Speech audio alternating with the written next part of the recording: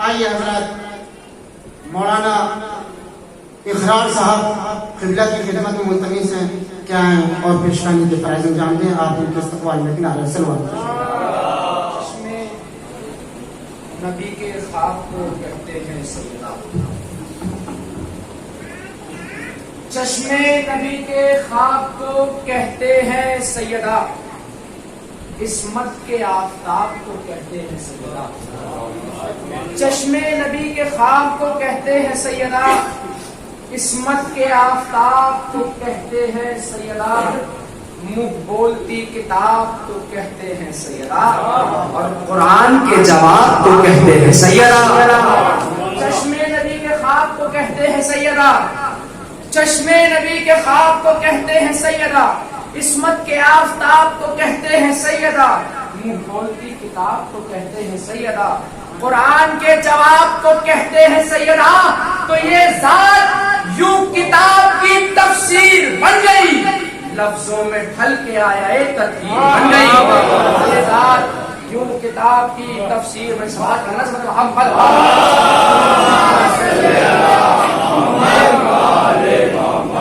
یہ ذات یوں کتاب کی تفسیر بن گئی، لفظوں میں ڈھل کے آیا ایک تدبیر بن گئی. اب ذرا مجھے تذکرہ کرنا ہے شعر علی سکینہ کا، ایک مطلب دو شعر، اس کے بعد میں اپنی جگہ لے لوں گا. شعر سنیے کہ اس بات سے محسوس کرو کیا ہے سکینہ.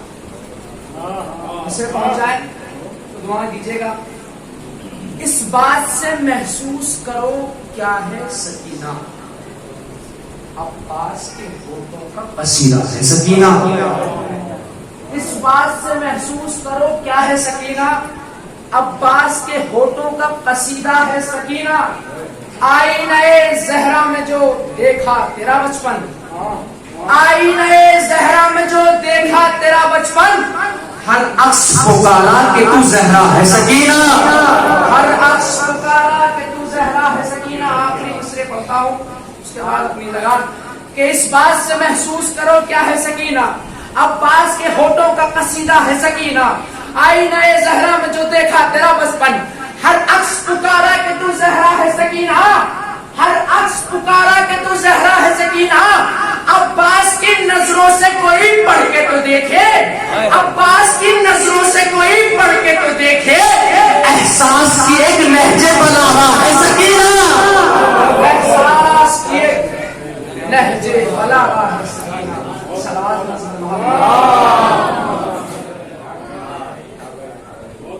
مولا سلامت مولانا اقرار صاحب کلام پیش کر رہے تھے. آئیے حضرات سلطانی کربلا کی بارگاہ میں مصرے پیش کرتا ہوں اور انشاءاللہ پھر قبلہ کا استقبال کرتے ہیں. جیسا کہ اہل علم یہاں پر موجود ہیں، اپنے نوجوانوں کے لیے مصرے پیش کر رہا ہوں. مسجد نبوی ہے، رسول اسلام سرور کائنات سجدے کے عالم میں ہیں، سجدے کے حالت میں ہیں، اور آپ کے نواسی امام حسین آپ کی کش پر حالت میں ہیں. شاعر نے قلم کو اٹھایا اور خطاس بھی کیا خوب ہی مصرے رقم کی سماعت کریں مومن کرام کہ حسین ایک روز جب پشت نبی پر بیٹھ جاتے ہیں، حسین ایک روز جب پشت نبی پر بیٹھ جاتے ہیں، سفر کرتے ہوئے سجدے بھی رک کر بیٹھ جاتے ہیں، سفر کرتے ہوئے سجدے بھی رک کر بیٹھ جاتے ہیں. مولا عباس کے چاہنے والے موجود ہیں. مولا عباس کی کربلا کے میدان میں فوج اشیا پر کیا ہیبت تھی. ان مصروں میں شاعر کی رقم کیا ہے کہ حسین ایک روز جب پشت نبی پر بیٹھ جاتے ہیں، سفر کرتے ہوئے سجدے بھی رک کر بیٹھ جاتے ہیں، جیسے چلتے دریاؤں میں پتھر بیٹھ جاتے ہیں، جیسے چلتے دریاؤں میں پتھر بیٹھ جاتے ہیں. اگر عباس سنتے ہیں تو رشتے بیٹھ جاتے ہیں، اگر عباس سنتے ہیں. ایک عالم دین کا مجھے استقبال کرنا ہے. یقیناً سرور کائنات کی ایک مشہور حدیث ہے، آپ نے فرمایا ہی ہو اور علی اس کا دروازہ ہے. خدا کی قسم عالم کا مرتبہ مجھ جیسا اتنے مکتب نہیں بیان کر سکتا ہے کہ عالم دین آئیے ان کا استقبال کرتے ہیں کہ علم اٹھتے ہوئے فتنوں کو دبا دیتا ہے، علم اٹھتے ہوئے فتنوں کو دبا دیتا ہے، علم نفرت کے چراغوں کو بجھا دیتا ہے، علم منبر سے سنونی کی صدا دیتا ہے، علم منبر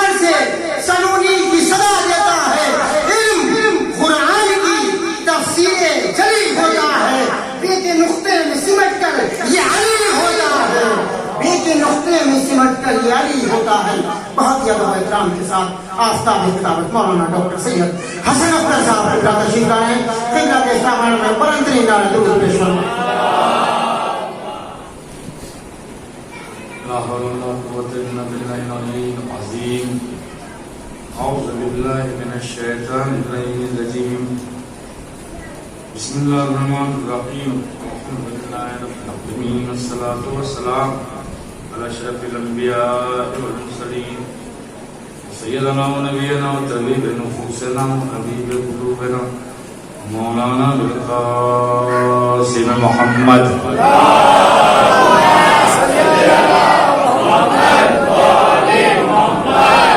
الطيبين الطاهرين المعصومين المظلومين دائما على آلائهم أجمعين إلى قيام يوم الدين. أما بعد فقال الله تبارك وتعالى في كتاب المبين وأصدق الصادقين وقوله الحق. بسم الله الرحمن الرحيم. ربنا وجعلنا مسلمين وذريتنا أمة مسلمة لك صلوات اللهم صل على محمد وآل محمد. حضرات اصول سعادت کے لیے تبرک ترجمہ ارشاد ہے کہ پالنے والے اپنا مسلمان قرار دے. من ذریتنا امة مسلمة لک. اور ہماری ذریت میں بھی ایک گروہ کو اپنا مسلمان قرار دے. کیا کہ ترجمات خدمت میں حیثیت بہت مختصر سے وقت میں حسب جذبات تھوڑے سے جملے مگر اس شرط کے ساتھ کہ کوئی بھی جوان دیوار سے کمر لگا کے نہیں بیٹھے گا. اس لیے کہ ضعیف کمروں سے اس عظیم عزاداری کا بوجھ اٹھ نہ پائے. یہ ادائے حسین بن علی خون کے دریا سے گزری ہے تو ہم تک پہنچی. میں بہت سالوں سے یہ بات کہتا چلا رہا تھا کہ یہ بڑی مختصر شے ہے، بازمت شے ہے، نعمت عظمیٰ ہے. اس کا احترام کیجئے، اس کا لحاظ کیجئے، اس کا پاس کیجئے. اس عظمت کی معرفت، ٹھیک ہے نا، اس کی شناخت، اس کی پہچان یہ ہونا بہت ضروری ہے. مگر ہوا چل رہی تھی، ماحول سازگار تھا، بالکل سازگار تھی. جب چاہا، جہاں چاہا، جیسے چاہا ویسے مجلس، ماتم، جلوس. ایک ذرا سا ہوا نے رخ بدلا تو اندازہ ہوا کہ کتنی عظیم چیز ہے. تھوڑا سا ہوا نے رخ بدلا تو اس کی عظمت کا احساس ہوا.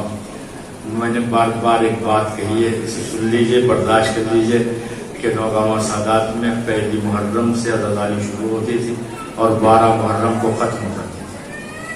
12 محرم کو تمام ہو جاتی. اب کچھ خوش نصیب عزادار رہے ہوں گے جن کی وجہ سے یہ دامن اعضاء میں وسعت پیدا ہوئی اور پھر 8 ربیع الاول تک ہر گھڑی کوچے سے ہائے حسین اور یا حسین کی صدا آ جانا. میں اس تناظر میں بات کرتا تھا، میں کہتا دیکھو ہمارے ہاں تو 12 تک ہوتی تھی. یہ اس کا مطلب یہ ہے کہیں سے لے کے ہمیں دی گئی ہے، کہیں سے لے کے ہمیں دی گئی ہے، لہذا اس کا پاس کیجئے، احترام کیجئے. حسین آغوش پیغمبر میں جب لائے گئے تھے، حسین آغوش پیغمبر میں جب لائے گئے تھے وہیں بنیاد احترام عزا رکھی گئی ہے. بات شعر بولیے نہیں، حسین آغوش پیغمبر میں جب لائے گئے تھے وہی بنیاد احترام عزا رکھی گئی ہے. بڑے مشکل منازل آ گئے تھے راستے میں، بڑے مشکل منازل آ گئے تھے راستے میں، تو زادے راہ میں خاک شفا رکھی گئی ہے. بڑے مشکل منازل آ گئے تھے راستے میں، تو زادے راہ میں خاک شفا رکھی گئی ہے تو وہ جس کی خاک مصیبتوں کو دور کر دے وہ خود کیسا ہوگا. جس کی میں ایک جملہ آگے یہ بات عرض کر دوں کہ موضوع سے بالکل دور نہ چلا جاؤں. خاک شفا پہ سجدہ کرنے سے 7 طبق آسمان کے کھل جاتے ہیں, 7 طبق زمین کی. یہ میں نے حدیث پڑھ دی, سمجھ میں بھی نہیں پایا ہوں اب تک. اچھا کبھی آپ تو جو ہم سمجھ گئے, میری سمجھ میں نہ آئیے, دعا کرو آپ کی سمجھ میں آ جائے. خاک شفا پہ پیشانی رکھیے تو زمین کے 7 طبق منور ہو جاتے ہیں اور 7 آسمان کے دریچے کھل جاتے ہیں. سوچو جس خاک پہ پیشانی رکھنے سے آسمان کے 7 طبق شگافتہ ہو جائیں اور 7 طبق زمین کے منور ہو جائیں, اس خود کا عالم کیا ہوگا. وہ خود کیسا, اگر اسے ہم دل میں بسا لیں, اگر ہم اسے نظروں میں سجا لیں, اگر ہم اس میں فریفتہ ہو جائیں, اگر ہم اس کے دامن محبت میں آ جائیں, اگر دل میں صرف اس کی محبت جاگزیر ہو جائے تو دل بھی روشن ہو جائے, آنکھیں بھی روشن ہو جائیں, معاشرہ بھی روشن ہو جائے, سماج بھی روشن ہو جائے, ہر آنگن روشن ہو جائے, ہر گھر روشن ہو جائے. صلوات پڑھیں محمد والے.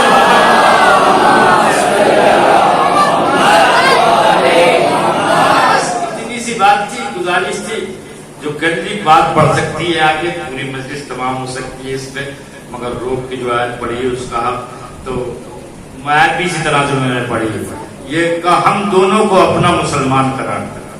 دونوں کون ہیں؟ دونوں ہیں جناب ابراہیم علیہ السلام اور جناب اسماعیل علیہ السلام. تھوڑی دیر تک کے لیے آپس کے سارے رابطے ختم, بات ہوگی تو کربلا والوں کی, توجہ ہوگی تو کربلا والوں پہ, عقیدت ہوگی تو اہل بیت کے گھرانے سے. باقی نہ موبائل نے بہت پریشان کیا ہے, مجلس ہو رہی ہے موبائل دیکھ رہے ہیں, توہین تھی, سمجھ رہے ہیں آپ, ہاں مجلس چل رہی ہے اور موبائل چلا رہا ہے بیٹھا ہوا, توہین پرچہ تھی.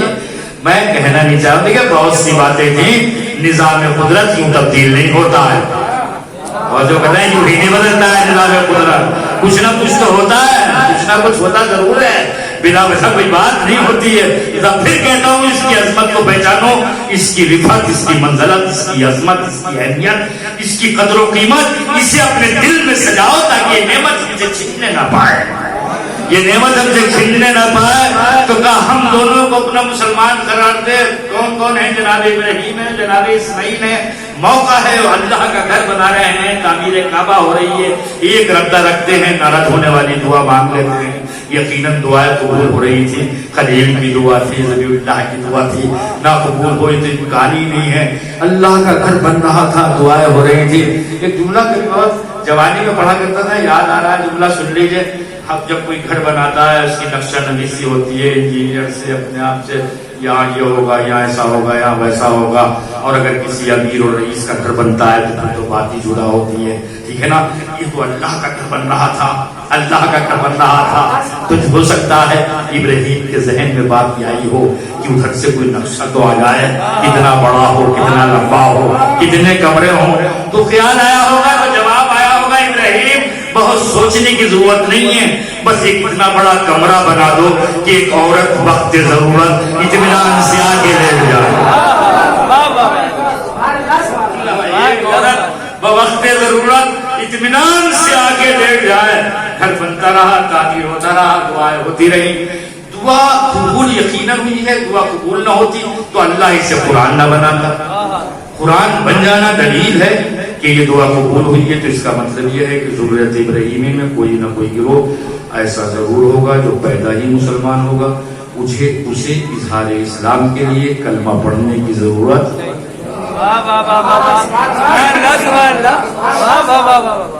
آپ اتنی اطمینان سے سنو, کیا ہے جس کا جیسے چاہے ویسے سنیں, میں تو پڑھ رہا ہوں, ٹھیک ہے نا. تو یہ اسے کلمہ پڑھنے کی ضرورت نہیں ہوگی. کلمہ وہ پڑھے گا جو مسلمان پیدا نہ ہوا, کلمہ وہ پڑھے گا نا جو مسلمان نہ ہو, وہ پڑھے گا. جو مشرک رہا وہ کلمہ پڑھے گا نا. جو پیدا ہی ہوا ہے ابراہیمی کے تحت مسلمان ہوا ہے, اسے کلمہ پڑھنے کی کیا ضرورت ہے. اس کا مطلب یہ ہے کہ دو قسم کے مسلمان ہوں گے.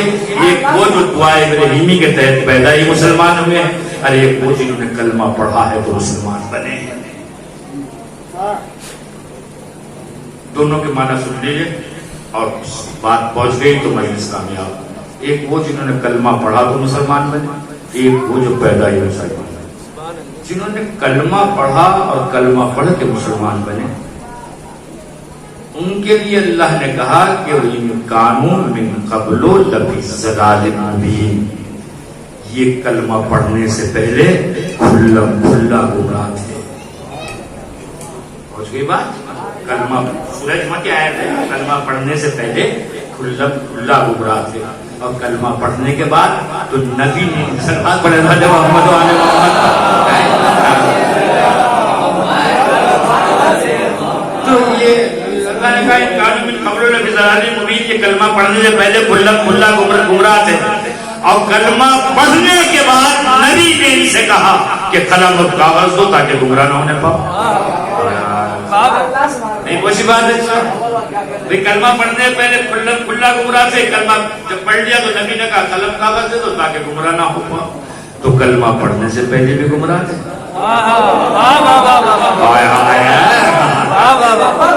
جب بھی دیکھو بات کوئی تبرے کی مناظرے کی آتی ہے تو تائی بھائی جاتے تھے, بات جملہ تبرے کا ہوگا. تو ٹھیک ہے نا, یہ امکان گمراہی کلمہ پڑھنے کے بعد بھی اور پہلے بھی گمراہ تھے. حدیث و قرآن کی روشنی میں طے ہو گیا کہ کلمہ پڑھنے والوں کا قصہ و فسانہ کیا ہے, ان کی کہانی کیا ہے. اور جو پیدا ہی مسلمان ہوئے ان کے لیے خالق نے اعلان کیا انما یرید اللہ لیذهب عنکم الرجس اہل البیت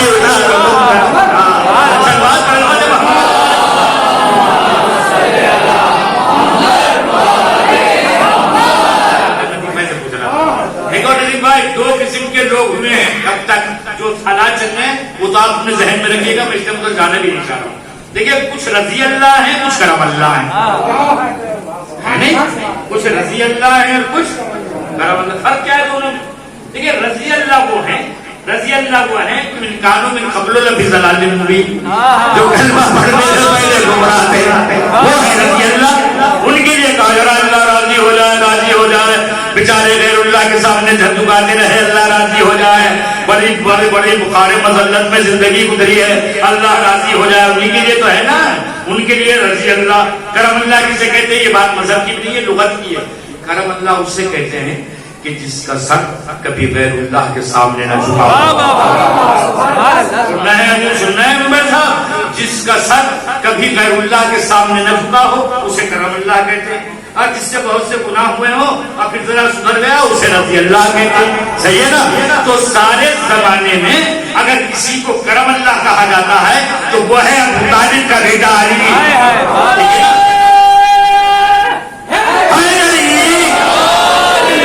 ٹھیک ہے نا.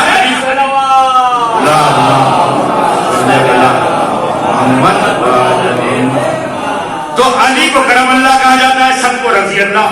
بات بڑی حساس نازک سی ہے, مگر علی والے ذہین ہوتے ہیں, آپ سب سمجھ جاؤ گے. ٹھیک ہے نا. تو علی کو کرم اللہ کو کہتے ہیں لوگ, ہم نہیں وہ کہتے ہیں, ہم نہیں کہتے, وہ کہتے ہیں کرم اللہ. ٹھیک ہے. راہل کیا کہتے ہیں؟ رضی اللہ. 14 سال ہو گئے انہیں یہ کہتے ہیں, انہیں رضی اللہ اور علی کو کرم اللہ. تو یہ رضی اللہ کیوں ہے اور علی کرم اللہ کیوں ہے؟ پہلے کہیے علی رضی اللہ کیوں نہیں کہتے علی کو؟ مانا میں نے بتا دیے, کرم اللہ اسے کہیں گے اس کا چہرہ کبھی غیر اللہ کے سامنے نہ جھکا ہو. خدا ایسا سے کہتا ہوں, بچے گھر کے اس ماحول پہ عمل کرتے ہیں جو گھر میں پایا جاتا ہے.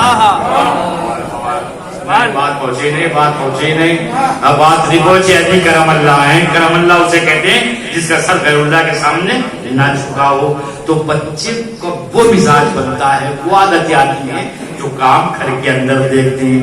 اس کا مطلب یہ ہوا کہ ابو طالب کے گھر میں غیر اللہ کو سجدہ نہیں کیا جاتا تھا.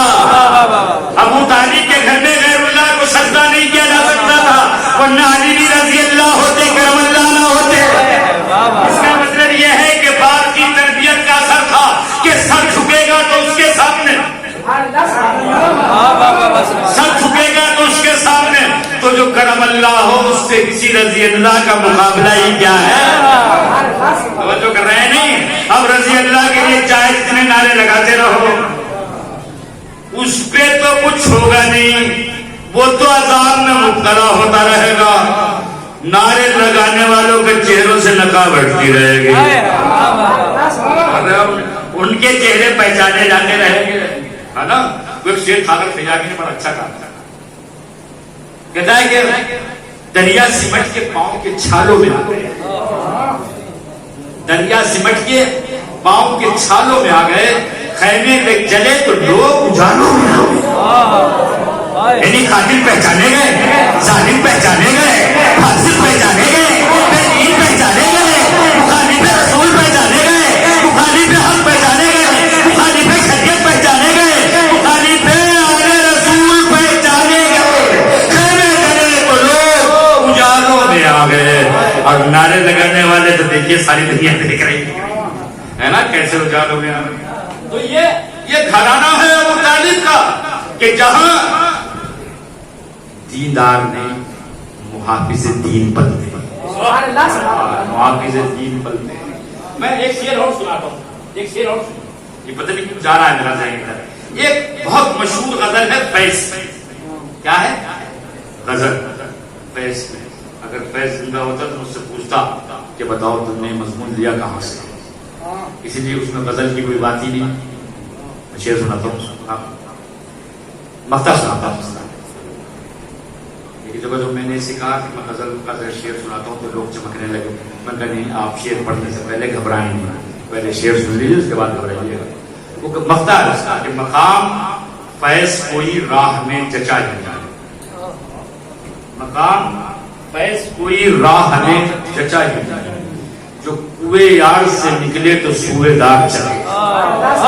پھر پڑھتا ہوں شعر جوانوں کے لیے، مقام فیض کوئی راہ میں چچا ہی، مقام فیض کوئی راہ میں چچا ہی، جو کوئے یار سے نکلے تو سوئے دار چلے۔ تو جلدی سے بتاؤ کس کے لیے ہے شعر، میں کہاں سے آیا ہے، وہ کون ہے، پورے جہان میں کون ہے جو کوئے یار سے نکلا ہے تو دار تک گیا ہے؟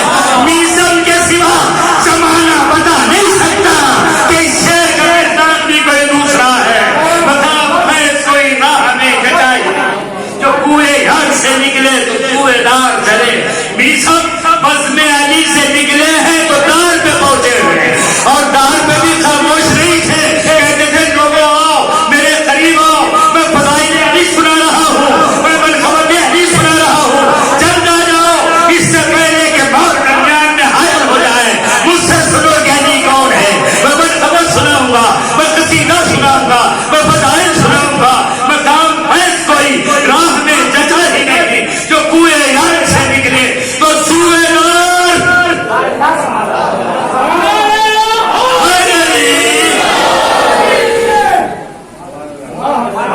بات آ گئی ہے میسم میں گینگن رو، سن لو گے آپ کسی نے؟ اچھا سن لو گے آپ، سنیے بات میسم تک آ گئی۔ میسم کون ہے؟ میسم علی والا، بحر محبت علی کا شناور میسم۔ پوری محنت سے کہنا باقی آ گئی، بحر محبت علی کا شناور میسم،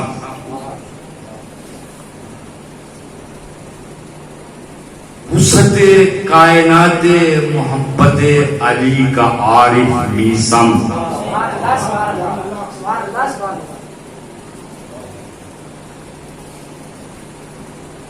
کسی کی محبت کو سوائے علی دل میں جگہ نہ دینے والا میسم۔ کیا لگا ہوا ہے، لقب کیا ہے میسم کا؟ تمار۔ تمار کسے کہتے ہیں؟ کھجورے بیچنے والا، آخری فرد تک واسطہ اس فرش ادا کا، ساتھ لے کے جانا جملہ بھولے کوئی نہ۔ میسم یعنی تمار، تمار یعنی کھجوروں کا بیچنے والا۔ چشم فلک نے دیکھا ہے، چشم فلک نے دیکھا ہے، شاہ ولایت شیر خدا، مخزن فضائل ابو طالب کا شیر دل بیٹا، عرب کا سورما، اشجع الناس، عدل کل، عدل کل، عدل کل، صفات الہی کا مظہر، صفات الہی کا مظہر، زمین پر قرآن کی زبان، ایمان کا ایمان، ایمان کا ایمان، یعنی علی ابن ابی طالب ظاہر خلافت کے دور میں تخت خلافت سے اٹھتا ہے تو میثم کی دکان پہ جا بیٹھتا ہے۔ بات پوچھ لیجیے پیچھے والوں، سن رہے ہو؟ علی تخت خلافت سے اٹھتے ہیں تو میثم کی دکان پہ بیٹھ جاتے ہیں۔ ہمارا جیسا سماج ہوتا تو مار ڈالتا۔ آپ نے بات سمجھ لی میری؟ نہیں، ہمارا جیسا سماج ہوتا تو مار ڈالتا، یہ تو وہاں بیٹھتے ہیں، یہ تو وہاں بیٹھتے ہیں، یہ تو یہاں چلے جاتے ہیں، یہ وہاں چلے جاتے ہیں، میں کھجوروں کی دکان پہ بیٹھ جاتے ہیں۔ بات تو دیکھو ان کی، دیکھ رہے ہو، سن رہے ہو؟ اللہ کا ولی، ولایت مطلقہ کا حامل حضرت علی بن ابی طالب تخت خلافت سے اٹھا تو میثم تمار کی دکان پہ جا بیٹھا۔ اس بات میثم کی نہیں ہے، وہ معرفت کھینچ کے لے جاتی تھی جو میثم کو علی کی تھی، وہ معرفت لے جاتی تھی۔ اور بیٹھتے ہی نہیں تھے، کھجورے بیچا کرتے تھے، کھجورے بیچا کرتے تھے۔ خدا آپ کا بھلا رکھا کرے، ہر شخص کو ہر بلا سے محفوظ رکھے۔ یہ بیماری جلد سے جلد ہمارے ملک سے رفع ہو جائے، سارے جہان سے رفع ہو جائے، ملک میں سلامتی رہے، امن رہے، چین رہے، سب محفوظ رہیں۔ مگر میری بات ضرور سنیں، علی بیٹھ جاتے تھے تو بیٹھتے ہی نہیں تھے، کھجورے بھی بیچا کرتے تھے۔ ایک دن میرا جیسا کوئی بیوقوف ادھر سے گزرا، اس نے علی کو بیٹھے ہوئے دکان پہ دیکھا، اس نے کہا موقع اچھا ہے آج، میثم تو ہے نہیں، علی بیٹھے ہیں، علی کو کیا، علی کو کھجورے بیچنے کا کام کوئی کرتے ہیں، کہا اس نے موقع ہے اچھا، کھوٹا سکہ چلا دو۔ ایک کھوٹا سکہ اس کی جیب میں پڑا ہوا تھا، اس نے علی سے کہا یا علی اس کی کھجورے دے دو۔ علی نے سکہ بغیر دے کے رکھا اور ایک مٹھی کھجورے اٹھا کے اسے دے دی۔ بہت تیز چلا، دوڑا، کھوٹا سکہ تھا، کھوٹا سکہ تھا، چل گیا، کھوٹا سکہ تھا، چل گیا۔ حضور جانے کے بعد جب اطمینان ہو گیا اب علی نہیں آئیں گے تو اب کھجور کو منہ میں رکھا تو وہ کھجور کہاں دانتوں کے قابو میں آنے والی تھی۔ اس نے دو چار مرتبہ محنت کی، کھجور کو منہ سے نکالا تو پتھر کی تھی، پتھر کی تھی، پتھر کی، پتھر کی تھی۔ سب سن لو، ابھی لو، دل میں بسا لو، پتھر کی کھجور تھی۔ پر سوچا مجھے فرق کیا آیا، یا علی یہ کھجوریں تو پتھر کی ہیں۔ علی نے کہا اگر سکہ کھڑا دیا ہوتا، اگر سکہ کھڑا دیا ہوتا،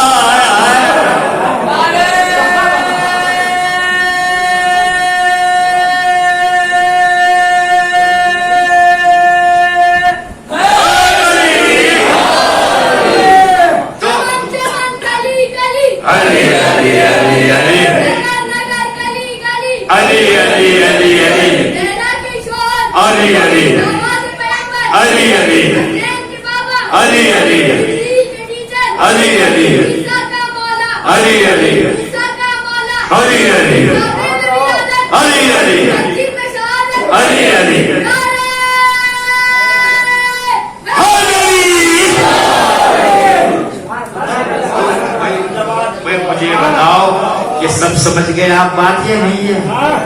سب سمجھ گئے؟ آپ تو ذہین آدمی سمجھ جاؤ گے، وہاں تک جو لوگ بیٹھے ہیں دور تک میری اندر نظر تک بیچارے، ٹھیک ہے نا؟ تو ذرا تو پھر کہہ دوں، علی نے کہا سکہ کھوٹا تھا تو اس کا مطلب صاف ہوا کہ کھوٹا سکہ علی کی بارگاہ میں نہیں چلے گا۔ لذا پکانے سے پہلے، کھلانے سے پہلے، بانٹنے سے پہلے، تمہیں کھلانے سے پہلے، پکانے سے پہلے، بانٹنے سے پہلے یہ دیکھ لو کھڑا ہے یا کھوٹا۔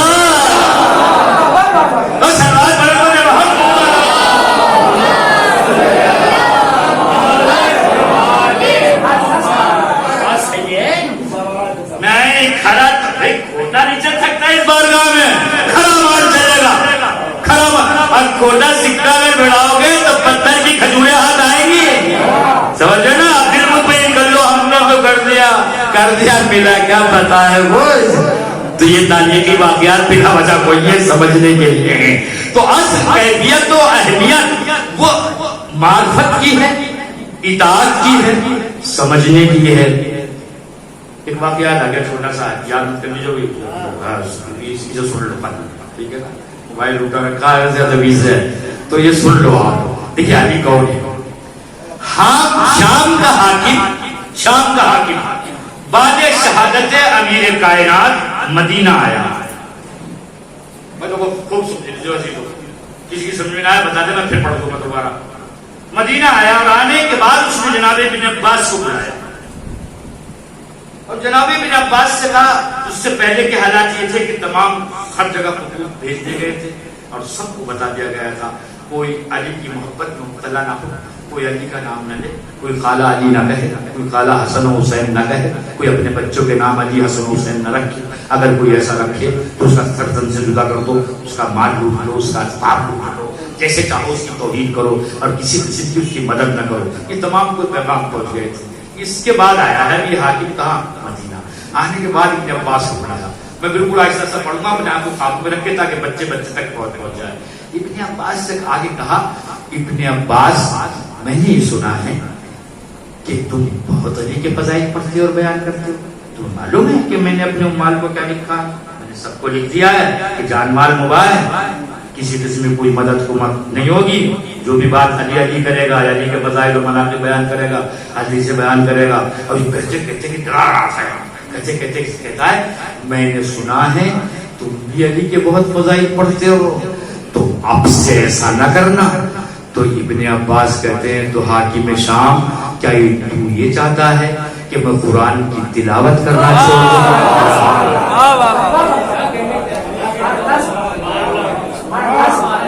سن لیا جواب آپ نے؟ وہ کہتا ہے فضائل علی نہ پڑھا کرو. ابن عباس کہتے ہیں تو یہ چاہتا ہے کہ میں قرآن کی تلاوت کرنا چھوڑ دوں. اب علی کو پہچانتا تھا، نہ پہچانتا ہوتا تو فوراً کہتا کہ میں فضائل علی کی بات کر رہا ہوں، تم تلاوت قرآن کا بیان میں لا رہے ہو. سمجھ گیا، جانتا تھا کہ علی کا ذکر عبادت ہے، علی کا ذکر تلاوت ہے، علی کا ذکر ایسا ہے جیسا علی کی تلاوت، ذکر علی ایسا ہے کہ قرآن کی تلاوت، ذکر علی ایسا ہے کہ قرآن کی تلاوت. جیسے قرآن پڑھ لو ویسے علی کا ذکر کر لو. جانتا تھا تمہیں سنے آگے فوراً سمجھ گیا کہ نہیں ابن عباس میں نہیں چاہتا ہوں کہ تم آیت الہی کی تلاوت کرنا چھوڑ دو. میں تو یہ چاہتا ہوں کہ تم قرآن کے معنی و تفسیر علی سے بیان نہ کرو، قرآن کے معنی و تفسیر علی سے بیان نہ کرو. تو ابن عباس کہتے ہیں اس کا مطلب تو یہ چاہتا ہے کہ میں قرآن علی کی بجائے آل سفیان سے سیکھنے لگوں. میں قرآن علی کی بجائے لا فتح الا علی لا سیف اللہ ذوالفقار نعرہ حیدر نوائے بوزرس اگرچہ از حلقے بلال و کمبرس کون نعرہ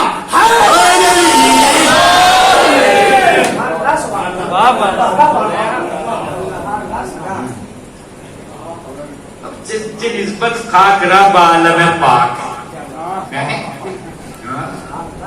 کہاں تقابل ہے ان میں سے کسی کا بھی علی سے، کسی کا نہیں. کائنات میں علی علی ہے، علی علی ہے.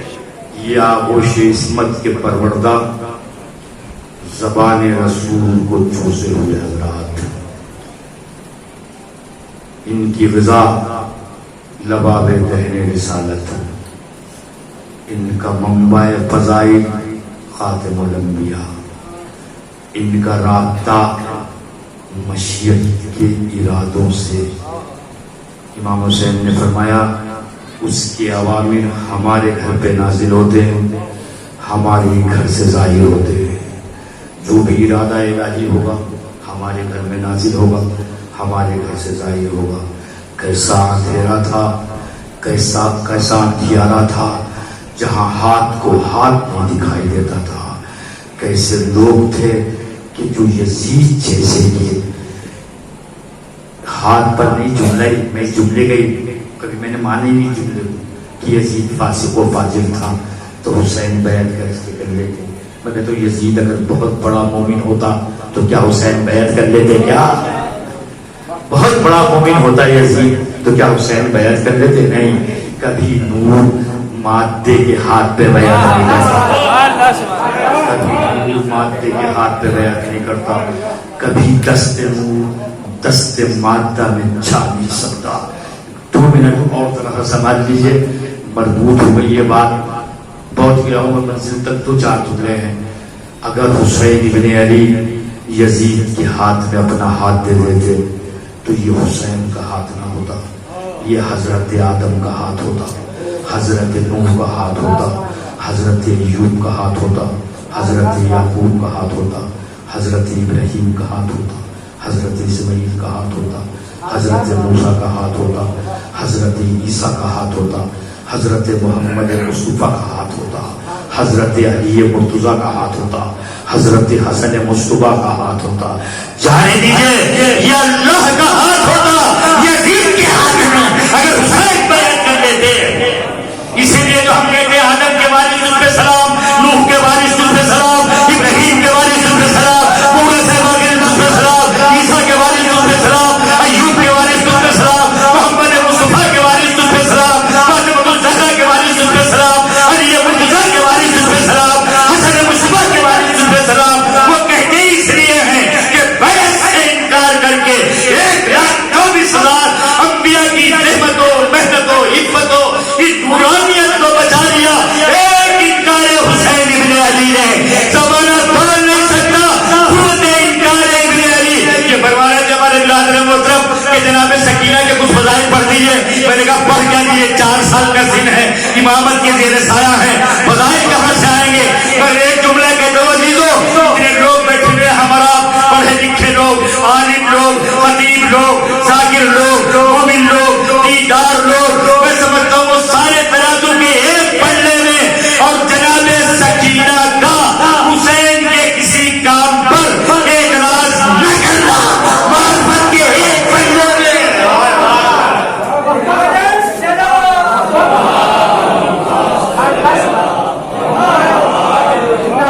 سلمان تو بھوکو جیسی پڑھ رہے ہو، جیسے بھوکے ہو دوپہر کے۔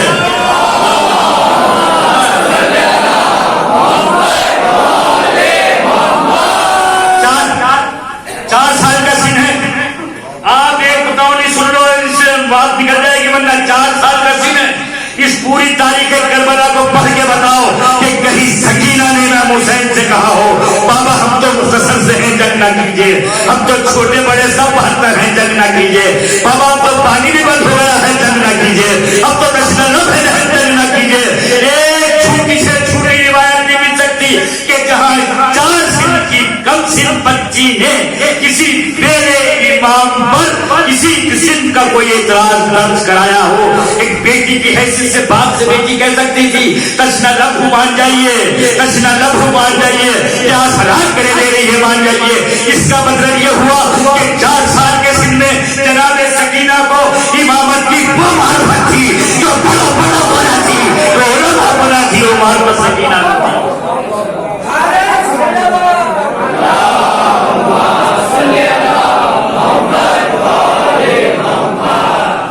وہ معرفت، وہ عظمت، وہ رفت امامت جو سکینہ کو حاصل تھی وہ بڑوں بڑوں کو نہ تھی۔ اب جملہ بھیجا نہ ہو جائے تو جلدی سے کہہ دوں، نیت تو سچی ہے، باقی اس کی بارگاہ میں معلوم ہوا کیا ہوا۔ اب یوں کہتا ہوں کہ جس میزان کے پلڑے میں حبیب ابن مظاہر کا یقین تھا، جون کا یقین تھا، حور کا یقین تھا، زہیر کا یقین تھا، علی اکبر کا یقین تھا، حضرت قاسم کا یقین تھا، حضرت قاسم کا یقین تھا، حضرت عباس کا یقین تھا، اسی کے ہم پلہ 4 سال کی سکینہ کا یقین تھا۔ یہ جملہ پلٹ کے کہتی جتنی معرفت اصحاب کو تھی، جتنی معرفت انصار کو تھی، اتنی ہی معرفت 4 سالہ بچی کو تھی۔ اچھا کہہ دوں تو کیا غلط ہے کہ ایک منزل تو آئی جب سوا ہو گئی سکینہ کی معرفت، اس لیے کہ اثر عاشور کے بعد سب دہتے ہوئے بات تمام ہوئی ہے، لیکن سکینہ کی مصیبتوں کا سفر تو جاری ہے۔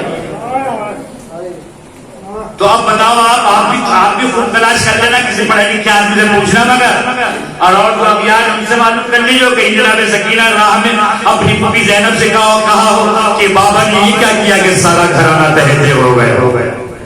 کہیں مل جائے تو مجھے بتائیے گا کہ آپ تو یہ پڑھ رہے تھے۔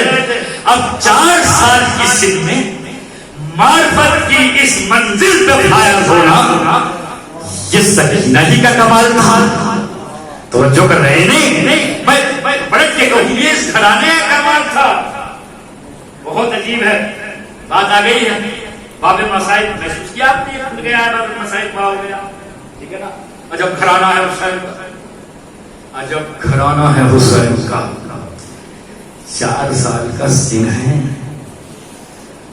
اور 3 دن کی پیاس جب سکینہ کو بکولے روایتیں پوزا آپ زینب نے دیا ہے تو بیتاب ہو کے دیا نہیں.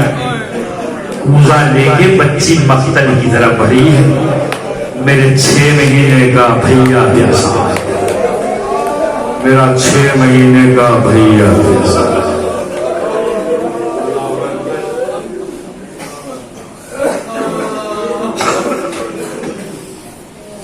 بہتے ہوئے آنسو کے درمیان میں دعا کیجیے. روایت ہے کہ غم اہل بیت میں جب آنکھوں سے آنسو روا ہوتے ہیں تو دعائیں قبول ہوتی ہیں. دعا کیجیے گا سب سلامت رہیں, یہ بیماری رفع ہو جائے, ہر غم و غم سے حسین کی اللہ تمام ماتمدار ہمیں جہان میں لوگ سب محفوظ رہے. سکینہ حسین کی وہ بیٹی ہے. میں جملہ سنتا ہوں, میں نے آپ یقین کرو کہ میں نے آج تک کی زندگی میں اس گھر میں دل نہیں لگتا جس میں سکینہ نہ ہو.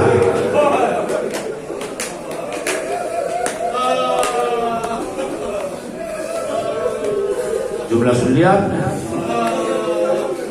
عظمت و معرفت جناب سکینہ, اہمیت جناب سکینہ. حسین وقت کا امام کہتا ہے میرا اس گھر میں دل نہیں لگتا جس میں سکینہ.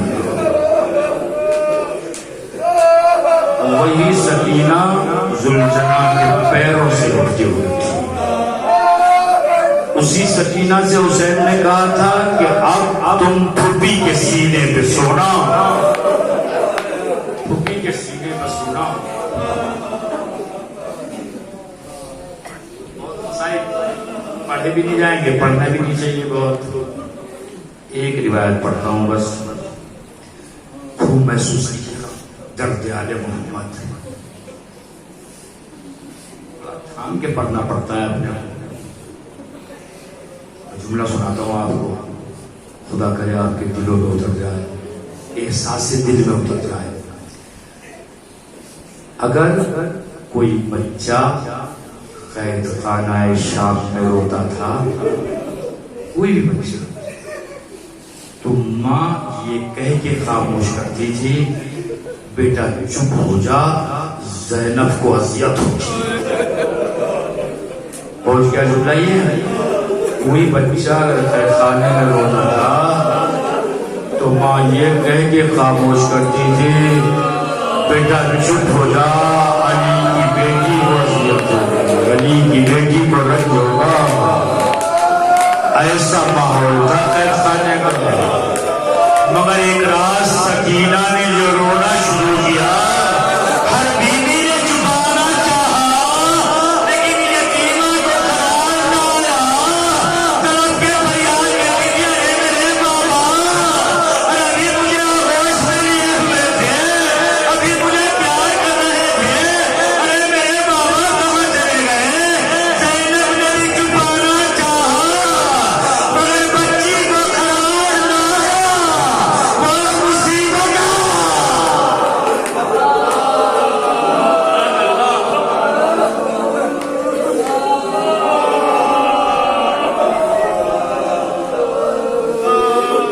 مولا سلامت رکھیں. حق کے گریا تو ادا ہی نہیں ہوتا, مگر الحمدللہ آپ غصہ ٹھیک کہہ رہے ہیں. سننے دو 4 جملے. یہ جناب سکینہ کے رونے کی صدا یزید کے کانوں پر پہنچ گئی. اس نے سپاہی سے پوچھا معلوم کرو کہ یہ قیدی کیوں رو رہے ہیں. اب جو سپاہی پہنچے تو کہا سکینہ نے اپنے بابا کو خواب میں دیکھا ہے. بچی کو تب بات سے قرار نہیں آ رہا ہے. یزید کو جب اطلاع دی تو کہا ٹھہرو اس کا انتظام کرتا ہوں میں تاکہ دل سکینہ کو قرار آ جائے. اس نے حسین کا کٹا ہوا سپاہیوں کو دیکھے کہا اسے قید خانے میں لے جاؤ. سن رہے ہیں آپ؟ کیا بچیاں اس لیے